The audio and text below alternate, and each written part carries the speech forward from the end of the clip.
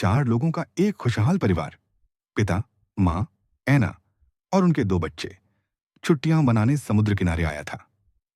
एक दिन वे समुद्र में तैरने गए और सब कुछ सामान्य था। लेकिन अगले ही दिन जब उन्होंने आंखें खोली तो उनके पैरों के नीचे का समुद्र गायब हो चुका था। जहां कल तक लहरें थीं, वहां अब सूनी वीरान जमीन फैली हुई थी। पिता, जो कि एक समुद्री वैज्ञानिक थे, तुरंत कंपास और नक्शा निकालकर दिशा जानने लगे। लेकिन कंपास काम ही नहीं कर रहा था। तभी उनका बेटा 2 अजीब से केकड़े लेकर आया। पिता के चेहरे का रंग उड़ गया। ये वही जीव थे जो समुद्र की 500 मीटर गहराई में ही जीवित रह सकते हैं। क्या सच में पूरा समुद्र सूख गया था? उन्होंने जल्दी जल्दी वायरलेस रेडियो ठीक किया ताकि मदद मांग सकें। कनेक्शन तो हुआ, लेकिन सामने से कोई बचाव दल नहीं, बल्कि एक गहरे समुद्र में काम करने वाला खोजकर्ता मिला। थोड़ी बातचीत के बाद पिता को सच्चाई का एहसास हुआ। वे समुद्र से बाहर नहीं आए थे, बल्कि पृथ्वी का चुंबकीय क्षेत्र उलट गया था। इसी वजह से समुद्र का सारा पानी धरती के भीतर खिंच गया था।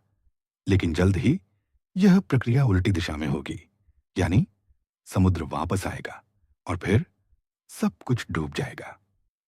खोजकर्ता ने बताया कि यह पलटाव 1 हफ्ते के अंदर हो सकता है। पिता ने परिवार को लेकर तुरंत निकलने का फैसला किया। उन्होंने दिशा तय की और जरूरी सामान समेटा। पर रास्ते में उन्हें एक घायल आदमी मिला जो अपने कुत्ते के साथ था। पिता मैट ने उसकी मदद की और कहा कि उनकी पत्नी डॉक्टर हैं, वह इलाज कर सकती हैं। लेकिन वह आदमी एक धोखेबाज निकला। उसने अचानक मैट पर हमला किया और मछली पकड़ने की रॉड से उसकी हत्या कर दी।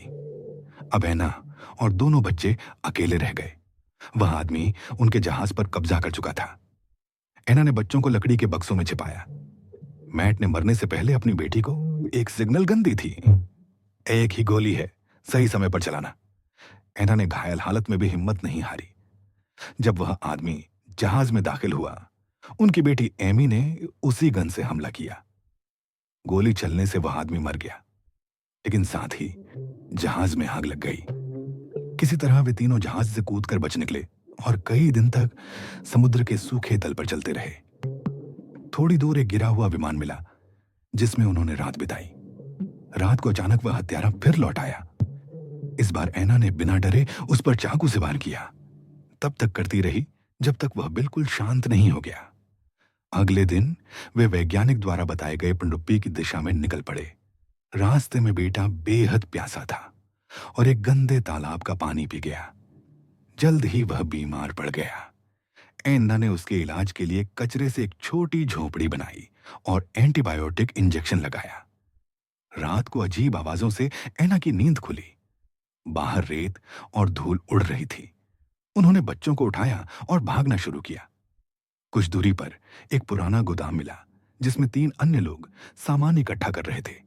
लेकिन उन्होंने मदद करने की बजाय खुद को कंटेनर में बंद कर लिया। ऐना और बच्चे ऊपर चढ़कर छिप गए। तभी वे भयानक जीव आए। 2 पंखों वाले विशाल केकड़े जैसे जानवर, जो समुद्र की गहराइयों से आए थे। उन्होंने सब कुछ तहस नहस कर दिया। ऐना और उसके बच्चे किसी तरह ऊपर से कूदकर भाग निकले। बाद में उन्होंने रेडियो पर फिर संपर्क किया। वैज्ञानिक ने बताया कि ये जीव स्पाइडर क्रैब्स हैं, ऐसे गहरे समुद्री जीव जो चुंबकीय बदलाव के कारण सतह पर आ गए हैं। उसने चेतावनी दी कि समुद्र का पानी किसी भी वक्त वापस लौट सकता है। ऐना बच्चों को लेकर दौड़ी और आखिरकार पनडुब्बी दिखाई दी। लेकिन रास्ते में एक गहरी दरार थी, जिसके नीचे असंख्य केकड़े रेंग रहे थे। वे जैसे तैसे आगे बढ़े, पर तभी ऊपर से एक विशाल केकड़ा गिर पड़ा और ऐना उसके नीचे दब गई। बच्चों ने पूरी ताकत से उसे खींचा और आखिरकार बाहर निकाला।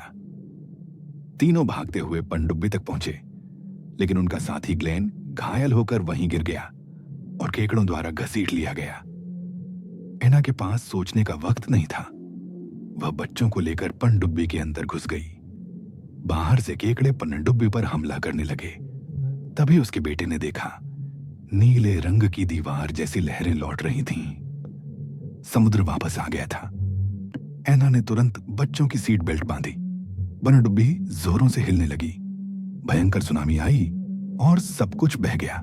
कुछ समय बाद ऐना को होश आया। बाहर का नजारा देखकर वह दंग रह गई। वे अब एक उजाड़ धरती पर थे, जहां कभी ऊंची इमारतें हुआ करती थीं। ऐना ने अपने बच्चों को गले लगाया, आंसू पोंछे और दूर क्षितिज की ओर देखा। उसे पता था अब असली संघर्ष शुरू हुआ है।